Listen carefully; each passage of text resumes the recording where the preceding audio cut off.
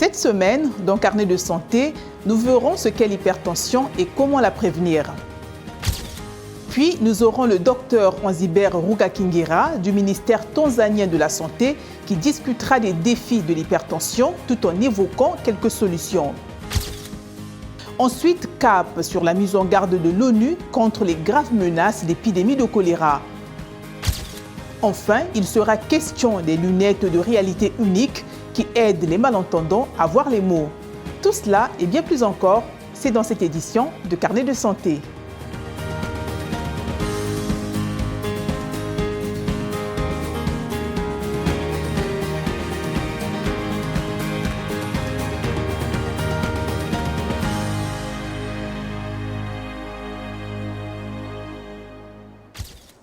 Salut à toutes et à tous. Merci de nous rejoindre pour Carnet de santé. L'hypertension est une tension artérielle supérieure à la normale. Lorsque les gens souffrent d'hypertension, la pression du sang circulant dans les vaisseaux sanguins est constamment trop élevée. Cette pression est déterminée avec le nombre systolique lorsque le cœur se contracte ou bat et le nombre diastolique lorsque le cœur se repose entre les battements. Selon l'Organisation mondiale de la santé, une tension artérielle normale est de 120 sur 80 mm de mercure ou plus. Une personne souffre d'hypertension lorsque les relevés de tension artérielle sont constamment à 180 sur 90 mm de mercure ou plus. L'hypertension ne présente souvent aucun symptôme et peut entraîner de graves problèmes de santé tels que des accidents vasculaires cérébraux et des maladies cardiaques si elle n'est pas traitée. L'hypertension artérielle est une affection courante qui touche plus d'1 milliard de personnes dans le monde, indique l'OMS. Suivons ce reportage de notre correspondant au Mali, Georges Attino, relaté par Thierry Kaoré. Comme tous les matins, après le petit déjeuner, Sekou Soumano prend ses médicaments contre l'hypertension artérielle. Ce senior de 90 ans s'est mis au régime sans sel et la décision a été suivie par le reste de la famille. Parce que depuis 2016... Je consulte depuis 2016. Ils m'ont prescrit une ordonnance et un régime moins salé, ce qui veut dire que je peux consommer du sel, mais très peu. Et en famille, tous nos plats sont peu salés parce que les autres membres de la famille veulent aussi éviter l'hypertension. Cette situation a failli conduire Sekou Soumano vers un accident vasculaire cérébral et il s'en souvient encore. Ce jour-là, je suis parti à l'hôpital du Point G parce que j'ai failli faire un AVC. Le médecin était étonné de voir que je pouvais parler parce que ma situation était vraiment critique. L'hypertension artérielle est une maladie qui tue en silence. Selon l'Organisation mondiale de la santé, la majeure partie des personnes hypertendues ignorent leur état. Elles l'apprennent parfois trop tard, ce qui a été le cas de Ami Traoré. Un jour, j'avais très mal à la tête. Je me suis couchée et à mon réveil, ma bouche était penchée. On m'a amenée à l'hôpital. J'avais très peur et c'est ce jour que je me suis rendu compte que je suis hypertendue. On m'a mis sous un régime sans sel pendant 4 mois. Afin de permettre au plus grand nombre de connaître leur statut et de savoir s'ils sont hypertendus ou non, l'Association des personnes hypertendues Tension Ton organise des consultations gratuites dans les 6 communes de Bamako. Cheikh Doumbia est responsable du pôle de soins des personnes âgées. Selon lui, ces consultations gratuites ont permis à beaucoup de personnes de savoir leur niveau de tension artérielle. L'hypertension est un problème dans notre pays. Chaque jour ici à l'hôpital, je consulte au moins 4 à 5 personnes hypertendues. Au moment où les gens apprennent leur état, il est souvent très tard. C'est vrai que les personnes âgées sont les plus touchées, mais cela concerne aussi les jeunes. Certains symptômes de l'hypertension artérielle sont des maux de tête aigus et des saignements du nez, entre autres. Alors que l'accès au traitement n'est pas à la portée de tous, ces initiatives de consultation organisées dans les hôpitaux sont une occasion pour certains de se faire consulter pour la première fois. Dans quelle mesure êtes-vous conscient de votre tension artérielle et surtout, que faites-vous pour garder cette hypertension à distance? Voici quelques réactions recueillies à Jos, au Nigeria. Elle est de 120. Chaque fois que je contrôle ma tension, si elle est inférieure ou supérieure, mon médecin n'est pas content. Il me demande d'être très très prudent. Quand je vérifie ma tension, elle est très bonne. Ce n'est donc pas une grande préoccupation pour moi. La tension normale est censée être de 120, mais la mienne était supérieure à 200. Je n'ai aucun problème. Mon système fonctionne bien. Je n'ai rien qui puisse faire monter ma tension artérielle. C'est pourquoi je ne me donne pas la peine d'aller vérifier mon sang. C'est juste que si je suis malade et que je vais à l'hôpital, cela fait partie de ce qu'ils vérifient et je le sais. Je vérifie ma tension artérielle tous les 2 mois. Je vois mon médecin pour m'assurer que je suis toujours sur la bonne voie. Quelles sont les mesures à prendre? Nous devons faire attention à ce que nous consommons. Surtout pour ceux qui sont gros comme moi, qui sont obèses, il faut faire de l'exercice, il faut surveiller son alimentation. C'est très très important. Il faut apprendre à réduire les aliments gras. Les aliments moins gras ne bloquent pas les veines et n'empêchent pas le sang de circuler vers le cœur. C'est très important et consommer aussi beaucoup de fruits. C'est très bien et surtout, il faut toujours contrôler la teneur en sel des aliments.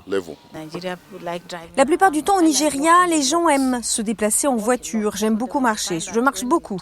Une fois, on m'a fait passer un contrôle de tension. Le médecin a dit que ma tension était du type athlétique, c'est-à-dire du type de celle des athlètes. J'ai dit que je marchais beaucoup. Alors ils ont dit que ce n'était pas étonnant. C'est un problème parce que c'est l'une des causes secrètes de décès chez les gens. Lorsque la tension artérielle augmente, cela peut entraîner une crise cardiaque et lorsque la tension artérielle atteint ce niveau, l'individu ne peut plus s'en sortir. Je pense qu'il est très important de vérifier sa tension artérielle.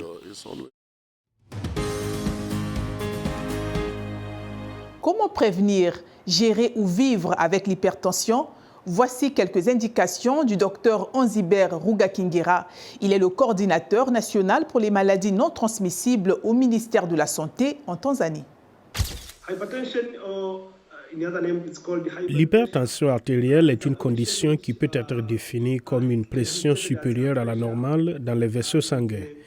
Elle affecte presque toutes les parties du corps, car comme nous le savons, le sang circule dans toutes les parties du corps. Et s'il y a une anomalie dans la pression ou le volume du sang, presque tous les organes du corps sont concernés. Mais les principaux organes touchés sont les reins, les yeux, la peau et le cerveau, qui peuvent également être perçus comme tels dans le cas d'un accident vasculaire cérébral. L'hypertension ne se manifeste a priori à aucun moment. Une personne peut donc souffrir de cette maladie pendant très longtemps sans exprimer le moindre signe ou symptôme. Mais lorsque les signes apparaissent, cela signifie que l'on est allé très loin et que l'on peut avoir des complications.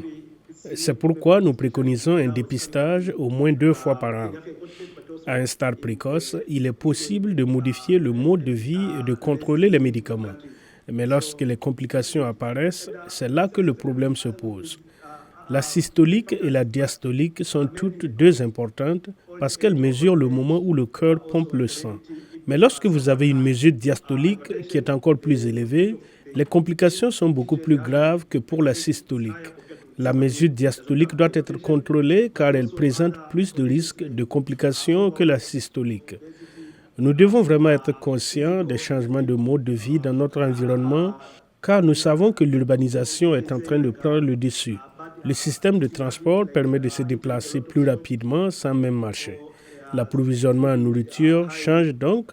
Nous mangeons aujourd'hui du fast-food alors que nous mangions des aliments naturels à l'époque. Il faut donc être physiquement actif, faire une promenade ou simplement effectuer des exercices physiques au moins 3 fois par semaine. Mais il faut aussi savoir que ce que nous mangeons est ce que nous devenons. Vous devez donc vraiment contrôler votre alimentation. Vous devez savoir que vous consommez des aliments sains, que vous contrôlez la quantité de sel, la quantité d'huile, la quantité de sucre dans vos aliments, mais aussi connaître les bons moyens de réduire vos problèmes en utilisant des techniques de méditation afin de réduire la dépression. Au moins 2 fois par an, assurez-vous de connaître vos mesures de tension artérielle, mais aussi d'autres choses importantes comme votre glycémie. Vous évaluez le poids de votre cœur. C'est très important parce que ces éléments sont vraiment liés les uns aux autres. 1 milliard de personnes dans 43 pays sont à risque de choléra, avertissent les Nations Unies. L'ONU soutient qu'il n'y a pas suffisamment de ressources disponibles pour lutter contre les épidémies de choléra et que la situation empirera avec le temps.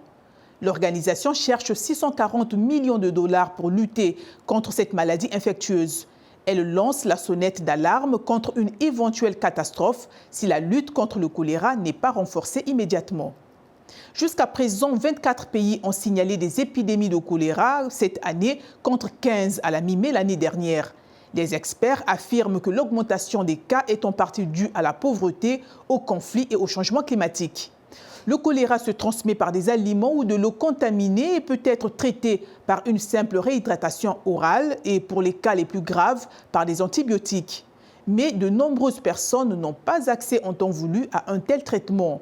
D'après une alliance mondiale pour les vaccins, une pénurie de vaccins contre le choléra devrait durer jusqu'en 2025, alors que les épidémies se multiplient dans le monde. Une nouvelle technologie utilise la réalité augmentée pour que les personnes malentendantes voient les mots qui sont prononcés autour d'eux en temps réel. Reportage de Diana Machel, relaté par Dili Diko. Josh et Michael Kingsley sont de faux jumeaux. Josh a perdu l'ouïe lorsqu'il était enfant et vit désormais avec Michael et sa famille. Josh explique qu'un nouveau type de lunettes utilisant la réalité augmentée lui facilite la vie. La première fois que Josh a mis les lunettes et que les sous-titres ont commencé à défiler sur l'écran, j'ai tout de suite vu dans son regard que nous avions trouvé le bon produit. Ces lunettes de la société X-Ray Glass permettent à Josh de lire les conversations autour de lui en temps réel. C'était génial quand j'ai mis ces lunettes pour la première fois. Un logiciel permet aux lunettes X-Ray d'écouter les conversations autour de la personne qui les porte et d'afficher la transcription soit dans les lunettes de réalité augmentée, soit sur un smartphone, ce qui aide beaucoup Josh lorsqu'il est en réunion pour son travail. Cela permet d'équilibrer les chances de chacun. Lorsqu'il est en réunion et qu'il a un groupe de 50 à 60 personnes, il ne peut pas forcément savoir ce qui se passe et ils ne peuvent pas lui accorder une attention particulière. Le fait de porter ses lunettes et d'utiliser la fonction de sous-titrage du téléphone a clairement changé ce qu'il peut faire. Oui, tout à fait d'accord. Le cofondateur de X-Ray Glass, Paul Milley, raconte qu'il a grandi en voyant son père aider les personnes handicapées à trouver un emploi. J'ai toujours pensé qu'il y avait un moyen d'utiliser les ordinateurs ou la technologie pour faciliter les capacités des gens dans l'ensemble. La technologie peut en quelque sorte équilibrer la balance. La technologie est en quelque sorte le grand égalisateur. Selon Paul Milley, ces lunettes peuvent également être utilisées pour traduire plusieurs langues en temps réel. Elles peuvent aussi s'avérer utiles pour les personnes qui souhaitent utiliser les lunettes de réalité augmentée pour regarder un film ou utiliser des applications comme YouTube, la télé en direct ou regarder des photos. Avec en prime des sous-titres. C'est ici que s'achève Carnet de santé. Pour plus d'informations sur la santé, des conseils de bien-être et des avancées médicales, restez connectés à La Voix de l'Amérique sur voaafrique.com. D'ici à la prochaine fois, portez-vous bien et surtout, efforcez-vous de faire de chaque jour une journée saine.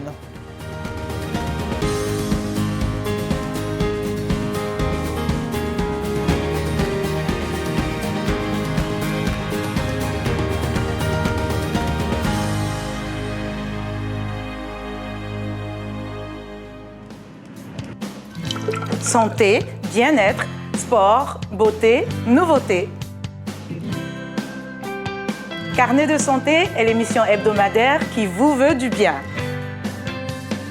Des chroniques, des reportages, des témoignages recueillis sur le continent et ailleurs. Chaque semaine, je vous donne rendez-vous pour une consultation avec nos experts. Carnet de santé vous donne la parole pour leur poser vos questions et recueillir leurs conseils. De Washington, Linor Moudou vous propose Carnet de santé, votre nouvelle émission de santé de La Voix de l'Amérique.